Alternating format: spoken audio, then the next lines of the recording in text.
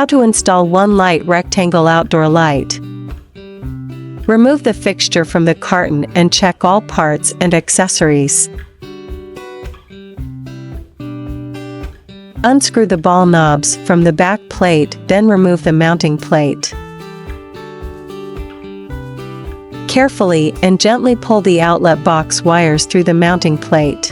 Attach mounting plate to outlet box with mounting screws. The screws of mounting plate should be horizontal installation. Twist plastic wire connector until wires are tightly joined. Wrap each connector with approved electrical tape. Be sure that no wire strands are exposed and tuck all wires into the outlet box. Attach the back plate using ball knobs.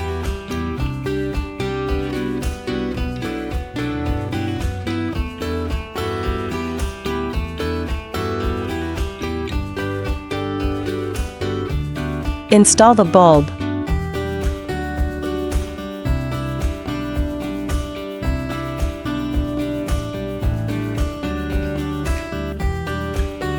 LNC is always aimed at bringing home furnishings with love. We hope you enjoy your new LNC light.